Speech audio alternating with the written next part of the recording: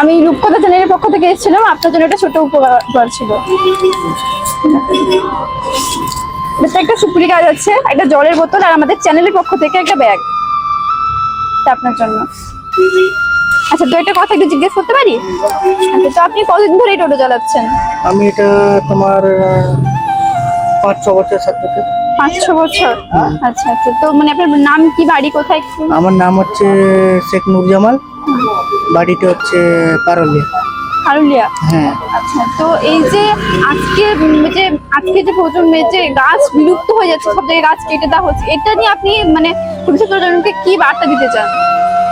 মানে এটা নিয়ে কোনো আমার অভিজ্ঞতা নেই, এটা নিয়ে আমি বলতে পারছি না। না, এই যে সব জায়গায় যে গাছ কেটে দেওয়া হচ্ছে, মানে আজকালকে দিনে নতুন গাছও লাগানো হচ্ছে না, এইটা নিয়ে কিছু বলেন নেই? এটা নিয়ে বলার হচ্ছে মানে গাছ থাকলে সবার মানুষ হ্যাঁ। উপকার হতো, বাজে সব কেটে দিলে তো মানুষ কোথা থেকে, এই যে গরমটা যেরকম পড়েছে, গাছ যেরকম থাকলে মানুষ ছায়া বসতো, গাছটা থাকলে ভালো হয় মানুষের, গাছ না থাকলে সবাই মানে অসুখ হয়ে যায়, অসুবিধা হয়ে যায়, অনেক কিছু হয়ে যায়।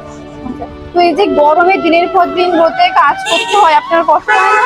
কষ্ট তো হয়, কষ্ট হলেও ফ্যামিলির জন্য কষ্ট করতে হবে। পরিবারের জন্য হ্যাঁ। কষ্ট তো করতেই হবে, তাই না? পরিবারের জন্য না কষ্ট করলে কি পয়সা কি কোথা থেকে পাবো আমরা? আমাদের ফ্যামিলি চালাতে তো হবে। আচ্ছা, ঠিক আছে, আমাদের কথা বলে খুব ভালো লাগলো, ঠিক আছে। ধন্যবাদ। রূপকথা চ্যানেলের পক্ষ থেকে এসেছিলাম, আপনাদের জন্য একটা ছোট উপহার এনেছিলাম। হ্যাঁ? রূপকথা চ্যানেলের পক্ষ থেকে আমি এসেছিলাম, আর ছোট্ট একটা উপহার এনেছিলাম আপনার জন্য। এইটা দিন। এটা আপনার জন্য।